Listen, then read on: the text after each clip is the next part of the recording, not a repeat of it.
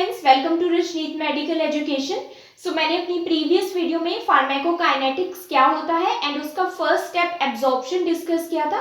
इस वीडियो में हम डिस्कस करेंगे distribution, but before that if you are new to my channel please click the subscribe button to get latest videos. Let's start the video.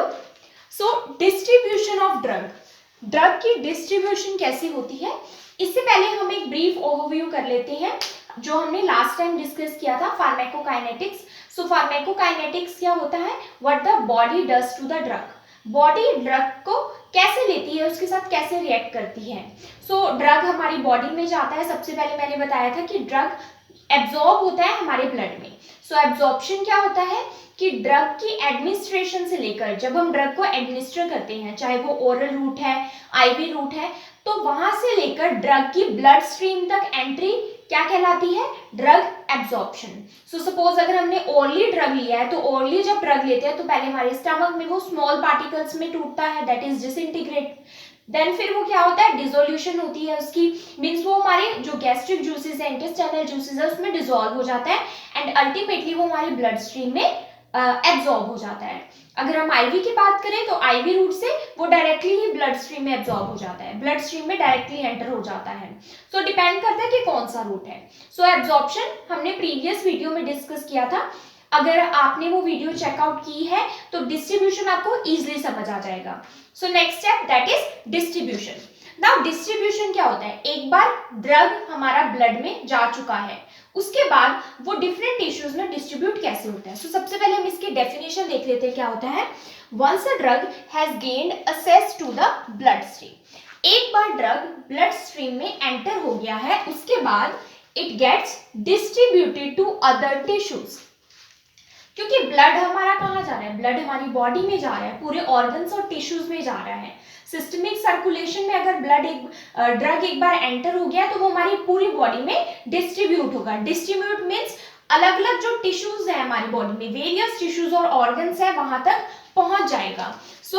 It gets distributed to other tissues that initially had no drug. Drug enter करने से पहले हमारी body में drug enter नहीं हुआ तो क्या होता है, हमारे ऑर्गन्स और टिश्यूज में वो ड्रग प्रेजेंट ही नहीं होता, तो it means that initially had no drug. Initially शुरुआत में ड्रग एंटर जैसे ही करते हैं, ब्लड स्ट्रीम में एंटर हो चुका है, लेकिन अभी ऑर्गन्स और टिश्यूज के पास ड्रग की कोई भी कॉन्सेंट्रेशन, कोई भी अमाउंट नहीं है। तो इसको क्या बोलते हैं, डिस्ट्रीब्यूशन। कि एक बार ब्लड स्ट्रीम में एंटर हो गया ड्रग, देन उसके बाद वो वेरियस टिश्यूज, जो भी टिश्यूज हैं, जैसे कि अगर ब्रेन है टारगेट टिश्यू, हार्ट है, किडनी है, तो वहां तक डिस्ट्रीब्यूट हो जाता है। It gets distributed to other tissues that initially had no drug, जिनके पास पहले कोई ड्रग नहीं होता। हमें पता है कि ड्रग डिस्ट्रीब्यूट कैसे होता है, हमने देखा है कि डिफ्यूजन के थ्रू होता है। डिफ्यूजन क्या है, along the concentration gradient. Mainly drug ऐसे ही डिस्ट्रीब्यूट होता है along the concentration gradient. Concentration gradient का मतलब है एक जगह ड्रग की हाई कंसंट्रेशन है और दूसरी साइड, इट मींस अगर हाई कंसंट्रेशन कहाँ पे है, सपोज ब्लड में है, ब्लड में एंटर हो गया ड्रग, तो हाई कंसंट्रेशन ब्लड में है एंड लो कंसंट्रेशन या फिर कोई भी कंसंट्रेशन नहीं है, क्योंकि ड्रग अभी ब्लड में एंटर हुआ है, उसके बाद जो हमारे टिश्यूज और सेल्स हैं उसमें अभी ड्रग की या मेडिसिन की कोई भी कॉन्सेंट्रेशन नहीं है। तो डिफ्यूजन क्या है, जो हमारा ड्रग है वो हायर कंसंट्रेशन से लोअर कंसंट्रेशन की तरफ मूव करेगा। मींस ब्लड से वो कहां पर मूव करेगा, टिश्यूज में मूव करेगा, टिश्यूज में उसकी कोई भी कॉन्सेंट्रेशन नहीं है। और ये कब तक मूव करेगा, जब तक एक इक्विलिब्रियम मेंटेन नहीं हो जाता। तो इक्विलिब्रियम मींस एक बैलेंस मेंटेन नहीं हो जाता। लाइक यहाँ पर अगर 100 mg है तो यहाँ पर जब 50 mg हो जाएगी हायर कंसंट्रेशन में और लोअर कंसंट्रेशन की तरफ भी 50 mg हो जाएगी, तो ये एक बैलेंस और इक्विलिब्रियम मेंटेन हो जाएगा, तब ड्रग का जो मूवमेंट है वो बंद हो जाएगा। लास्ट क्या होगा, जब ड्रग एक्सक्रीट हो जाएगी, एलिमिनेट हो जाएगी हमारी बॉडी से, तो दोनों साइड की जो कंसंट्रेशन है वो नील हो जाएगी एक टाइम पर।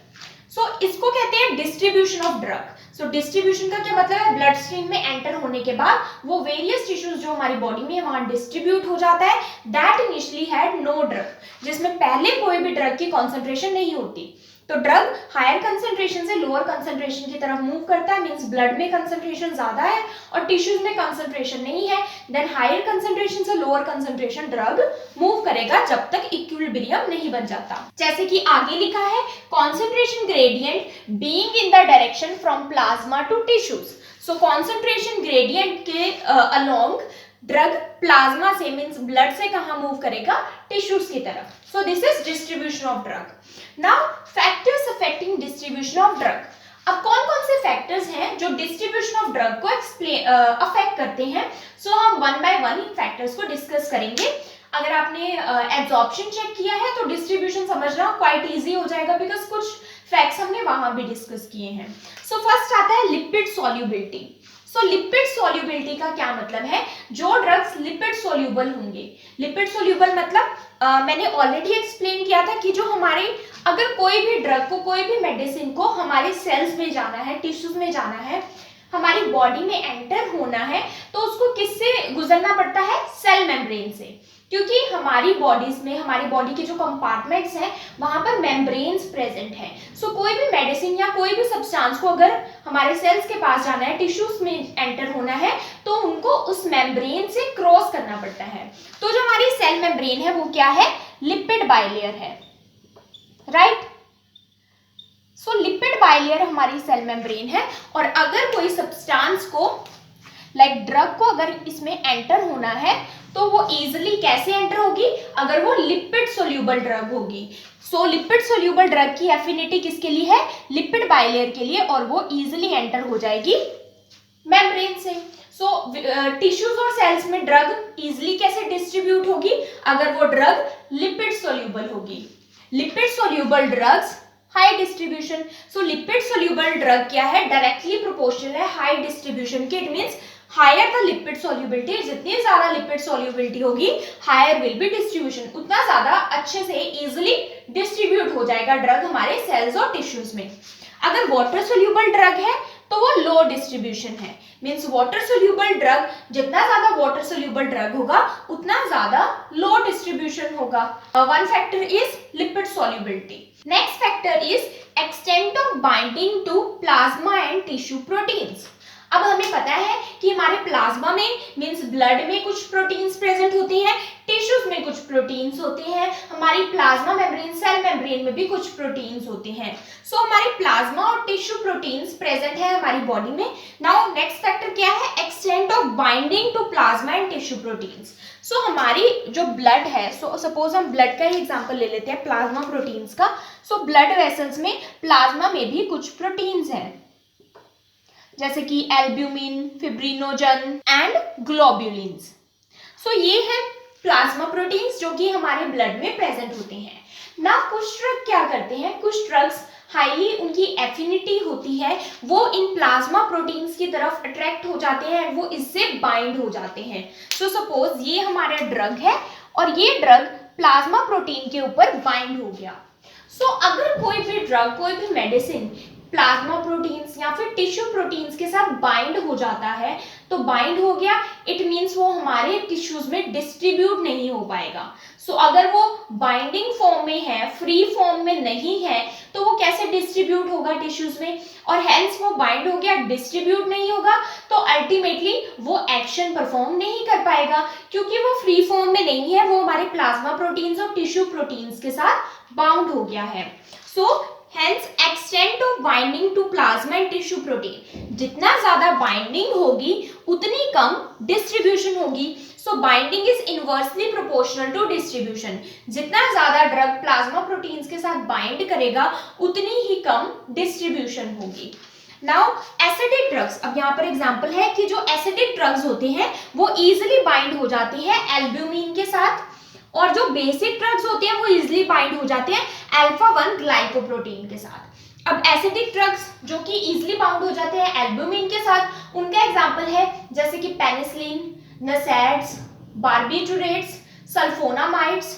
अब जो बेसिक ड्रग है जो इजिली बाइंड हो जाते हैं अल्फा 1 ग्लाइकोप्रोटीन के साथ, वो है क्विनिडीन, बीटा ब्लॉकर्स। सो ये एग्जांपल्स हैं कुछ ड्रग्स एल्ब्यूमिन से उनकी ज्यादा एफिनिटी होती है, वो इजिली बाइंड हो जाते हैं एल्ब्यूमिन के साथ, एंड कुछ ड्रग अल्फा 1 ग्लाइकोप्रोटीन के साथ इजिली बाउंड हो जाते हैं।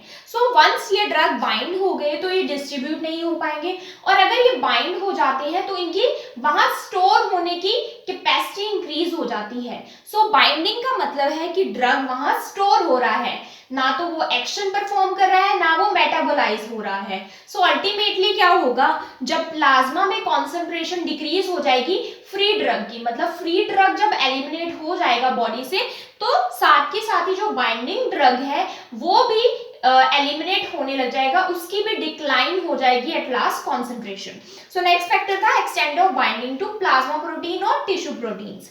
नेक्स्ट आता है difference in regional blood flow. So difference in regional blood flow का मतलब है क्योंकि हमारी बॉडी में जो ब्लड फ्लो है वो इक्वल नहीं है, कुछ टिश्यूज और ऑर्गन्स में ब्लड फ्लो इंक्रीज है as compared to other tissues और ऑर्गन्स। सो जैसे कि हमारा हार्ट हो गया, किडनीज है, ब्रेन है, सो इनमें क्या है, ब्लड फ्लो ज्यादा है। तो क्या होता है कि जो ड्रग्स जिनमें ब्लड फ्लो ज्यादा है, जिन ऑर्गन्स में, ड्रग उस ब्लड फ्लो के साथ उन ऑर्गन्स में इजिली पहुंच जाते हैं। सो जिस ऑर्गन में ब्लड फ्लो ज्यादा होगा वहां ड्रग की डिस्ट्रीब्यूशन ज्यादा होगी as compared to other tissues. जहां पर ब्लड फ्लो कम है वहां पर डिस्ट्रीब्यूशन कम होगी। So differences in regional blood flow is directly proportional to distribution. So blood flow is directly proportional to distribution. Higher will be blood flow. जिस organ में blood flow high होगा, distribution will be higher and vice versa. Next factor है distribution of drug में, that is redistribution. So next factor जो affect करता है distribution of drug को वो है रीडिस्ट्रीब्यूशन। रीडिस्ट्रीब्यूशन मींस दोबारा से डिस्ट्रीब्यूट होना। सो रीडिस्ट्रीब्यूशन क्या होता है देख लेते हैं। Highly lipid soluble drugs get initially distributed, एक बार ड्रग एब्जॉर्ब हो गया ब्लड में और देन वो डिस्ट्रीब्यूटेड हो जाता है वेरियस टिश्यूज में, स्पेशली जहां पर हाई ब्लड फ्लो हो, to organs with high blood flow. तो मैंने पहले फैक्टर डिस्कस किया था कि जहां पर हाई परफ्यूजन होगा, हाई परफ्यूजन मींस जहां पर हाई ब्लड फ्लो होगा वहां पर ड्रग इजिली डिस्ट्रीब्यूट हो जाएगी। तो हाई ब्लड फ्लो कहां पर है, जैसे कि हमारा ब्रेन, किडनीज, हार्ट, लीवर। सो यहाँ पर क्या है, हाई ब्लड फ्लो है। तो इनिशियली क्या होगा, जो हाईली लिपिड सोल्यूबल ड्रग होते हैं, हाईली लिपिड सोल्यूबल क्या होते हैं, इजिली क्रॉस कर लेते हैं मेम्ब्रेन्स को। सो highly lipid soluble drugs initially कहां पर चले जाते हैं, कहां पर डिस्ट्रीब्यूट होते हैं, जहां पर हाई ब्लड फ्लो होता है, जैसे कि ब्रेन, किडनी, हार्ट। सो इन ऑर्गन्स में इनिशियली ड्रग डिस्ट्रीब्यूट हो जाता है। बट उसके बाद क्या होता है, रीडिस्ट्रीब्यूशन का क्या मतलब है, एक बार डिस्ट्रीब्यूट होकर वो दोबारा डिस्ट्रीब्यूट होते हैं। कैसे, लेटर लेस वस्कुलर, अब उन जगहों पर, उन प्लेसेस पर ये ड्रग दोबारा से डिस्ट्रीब्यूट होगा जो लेस वस्कुलर होंगे, जहां पर ब्लड फ्लो तो कम जा रहा है लेकिन बट मोर बल्की टिश्यू, लेकिन वो क्या है, ज्यादा बल्की टिश्यू है, जैसे कि मसल और fat take up the drug. Why? Because lipid soluble drugs क्या है, लिपिड लविंग है, लिपोफिलिक है, तो वो उन स्पेसेस के पास चले जाते हैं बाद में जो कि हाईली बल्की है, हाईली फैटी है, जैसे कि मसल और फैट। तो एक बार तो वो उन एरियाज पर पहुंच जाते हैं जहां पर ब्लड फ्लो ज्यादा है, लेकिन क्विकली ही वो रीडिस्ट्रीब्यूट हो जाते हैं एंड जो हाईली बल्की एरिया जैसे कि मसल और फैट वहां पर पहुंच जाते हैं, वो उन ड्रग को ले लेते हैं, जैसे कि मसल और फैट उन ड्रग को अट्रैक्ट कर लेते हैं। Plasma concentration falls and the drug is withdrawn from this sites. अब एक बार क्या हुआ, सपोज ये हमारे हाईली वस्कुलर एरिया है, इनिशियली जो ड्रग है यहां पर चला जाता है, बट अगेन ये क्या होता है, रीडिस्ट्रीब्यूट हो जाता है उन एरियाज पर जहां ब्लड फ्लो तो इतना नहीं है लेकिन वो क्या है, ज्यादा बल्की है, ज्यादा फैटी है, जैसे कि मसल्स और हमारे फैटी टिश्यूज। सो ये क्या होता है, रीडिस्ट्रीब्यूशन। तो अगर रीडिस्ट्रीब्यूशन होता है इट मींस जिस एरिया में तो हमें कॉन्सेंट्रेशन चाहिए थी ड्रग की, जैसे कि हमने हार्ट के लिए दी या ब्रेन के लिए दी, तो उस एरिया में हमें कॉन्सेंट्रेशन चाहिए थी ड्रग की, लेकिन वो क्या थी, हाईली लिपिड सोल्यूबल ड्रग थी। वहां पर एक बार पहुंच जाने के बाद जल्दी ही वो क्या हो गई, रीडिस्ट्रीब्यूट हो गई। तो वो कहां पर चलेगी, less muscular area, blood flow वहां इतना नहीं है, लेकिन फैटी और बल्की है वो, मीन्स वो क्या है, मसल या फिर फैट है। तो क्या होगा कि एक्शन तो हमें यहाँ पर चाहिए था, लेकिन एक्शन यहाँ पर परफॉर्म नहीं हुआ, ड्रग तो वहां चली गई। तो क्या होगा, अल्टीमेटली जो एक्शन है वो टर्मिनेट हो जाएगा। एक्शन जहां पर हमें चाहिए था वहां पर नहीं हुआ, टारगेट टिश्यू पर नहीं हुआ, लेकिन ड्रग हाईली लिपिड सोल्यूबल होने के कारण जो लेस मस्कुलर और हाई फैटी हाई बल्की एरिया है वहां पर चली गई। सो एक्शन क्या हो जाता है, टर्मिनेशन हो जाता है। एंड अल्टीमेटली ये जो कॉन्सेंट्रेशन है वो फॉल कैसे होती है, वो कॉन्सेंट्रेशन कैसे गिरती है, and the drug is withdrawn from these sites when plasma concentration fall. जब प्लाज्मा में कॉन्सेंट्रेशन फॉल होगी तो लास्ट क्या होगा, ड्रग एलिमिनेट हो जाएगा। तो that is redistribution of drug, कि हमें जिस एरिया के लिए चाहिए थी, टारगेट एरिया के लिए चाहिए थी, वहां से highly lipid soluble drug move होकर कहीं और चल जाती है, हाईली बल्की एरिया में चली जाती है, तो टारगेट ऑफ एक्शन टर्मिनेट हो जाता है। नेक्स्ट आता है tissue storage. Now tissue storage name से ही क्लियर है कि ड्रग कहां पर स्टोर हो जाती है, टिश्यूज में। ये कैसे होती है, ड्रग में accumulate in specific organs by active transport और गेट बाउंड। हमने पहले ही डिस्कस किया था कि कुछ ड्रग्स क्या करती है, प्रोटीन्स के साथ बाइंड हो जाती है, प्लाज्मा प्रोटीन्स के साथ बाइंड हो जाती है, या फिर टिश्यू प्रोटीन्स के साथ बाइंड हो जाती है, किसी भी प्रोसेस से, एक्टिव ट्रांसपोर्ट हो या कोई भी प्रोसेस हो। ड्रग में ऑल्सो एक्यूमुलेट, तो ड्रग वहां पर क्या हो जाती है, एक्यूमुलेट हो जाती है, इकट्ठी हो जाती है, स्टोर हो जाती है। एक बार मैंने बताया था कि अगर ड्रग प्लाज्मा प्रोटीन के साथ, like this is plasma protein, और अगर ड्रग इसके साथ बाइंड हो जाती है तो ड्रग क्या होगी, फ्री फॉर्म में नहीं अवेलेबल होगी। इट मींस ना तो वो एक्शन कर पाएगी, ना मेटाबोलाइज हो पाएगी। तो ड्रग क्या होता है, प्लाज्मा प्रोटीन के साथ या फिर टिश्यू प्रोटीन के साथ अगर बाइंड होगी तो वो उस एरिया पर क्या हो जाती है, स्टोर हो जाती है, एक्यूमुलेट हो जाती है। This is called tissue storage. So tissue storage क्या हार्मफुल भी हो सकती है, क्योंकि अगर एक जगह कोई ड्रग एक्यूमुलेट हो रही है, इट मींस वहां पर उसकी कॉन्सेंट्रेशन इंक्रीज हो रही है, तो वो वहां पर टॉक्सिसिटी भी कोज कर सकती है। इसके कुछ एग्जांपल्स हैं, जैसे कि स्केलेटल मसल और हार्ट में जो ड्रग एक्यूमुलेट होती है, स्टोर होती है, वो क्या है, digoxin and emetine. So digoxin क्या है, हार्ट स्टिमुलेंट है, कार्डियक स्टिमुलेंट है। इमेटिन इज जो वॉमिटिंग इंड्यूस करवाने के लिए हम ड्रग देते हैं। देन आता है लीवर। लीवर में chloroquine, tetracycline, digoxin and emetine, again ये सारी ड्रग्स लीवर में जाकर एक्यूमुलेट होती हैं। Chloroquine is for antimalarial, tetracycline is antibiotic. Then kidney में क्लोरोक्वीन ड्रग भी स्टोर होती है, डाइजॉक्सिन भी और इमेटिन भी। देन आता है थायराइड ग्लैंड में आयोडीन जाकर स्टोर होता है। सो अच्छी बात है, आयोडीन वहीं पर फंक्शन करने के लिए बना है।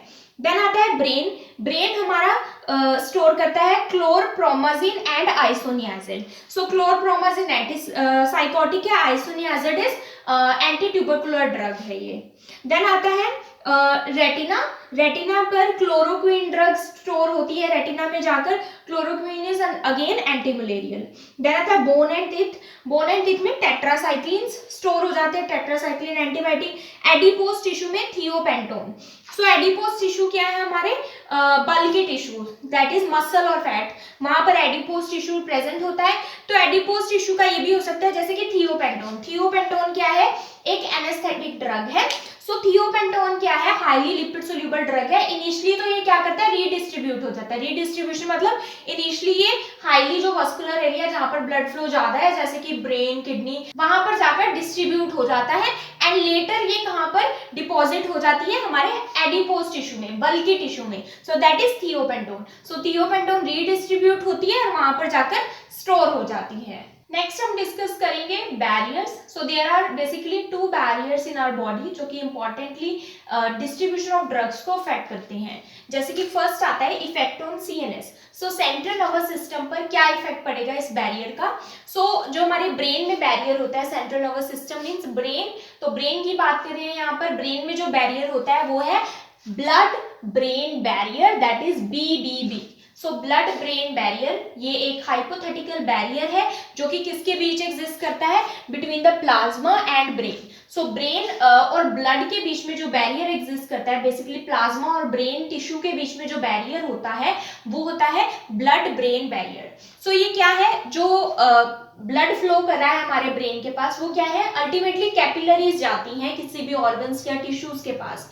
सो ये जो कैपिलरीज ब्रेन तक जाती हैं उसमें वो ब्लड फ्लो कर रहा है, प्लाज्मा फ्लो कर रहा है, तो ड्रग उसी ब्लड में डिसॉल्व है, उसी ब्लड में है बेसिकली। तो कैपिलरीज जो ब्रेन टिश्यू तक जा रही हैं, उन कैपिलरीज और ब्रेन टिश्यू के बीच में जो बैरियर है that is blood brain barrier. So after absorption, entry into CNS is restricted by BBB. एक बार एब्जॉर्प्शन हो गया ब्लड में डिसॉल्व हो चुकी है ड्रग, उसके बाद जो CNS है वो रिस्ट्रिक्ट करता है। CNS जो अपना बचाव कर रहा है, अपने आप को प्रोटेक्ट कर रहा है ड्रग से, वो कैसे कर रहा है, थ्रू ब्लड ब्रेन बैरियर।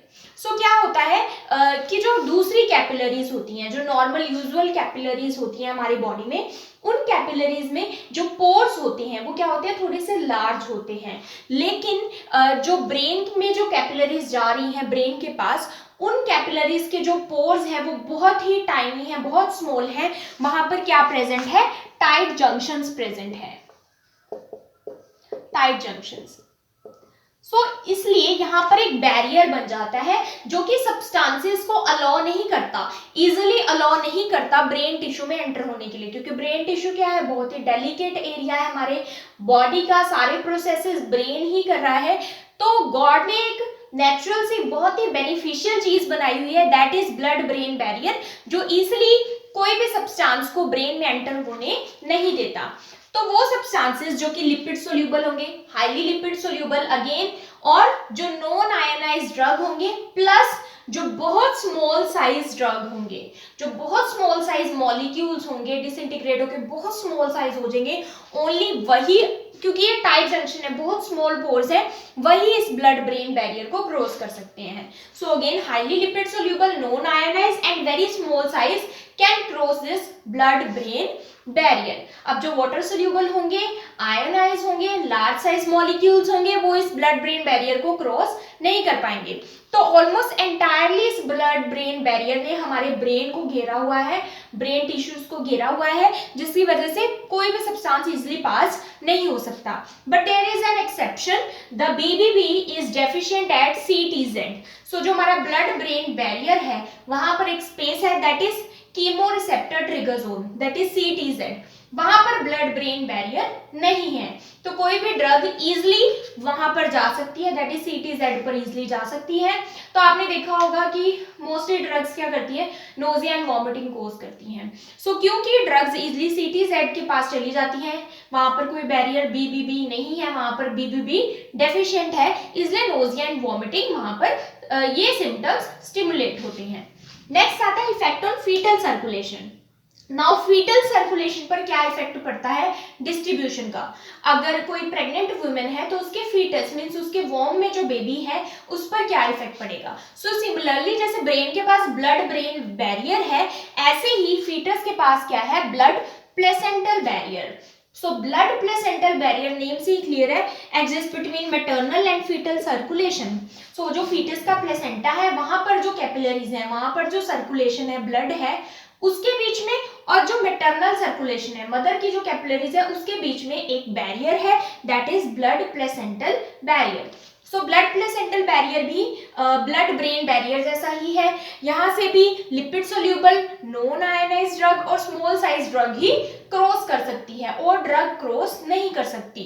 सो ये ड्रग्स अगर क्रॉस करती हैं तो ये टॉक्सिसिटी कॉज कर सकती है फीटल सर्कुलेशन पे, जो फीटस है उसके ऊपर टॉक्सिसिटी कॉज कर सकती है। इसलिए मदर को जब प्रेग्नेंट वुमेन होती है तो बहुत ही लिमिटेड ड्रग एडवाइस किए जाते हैं।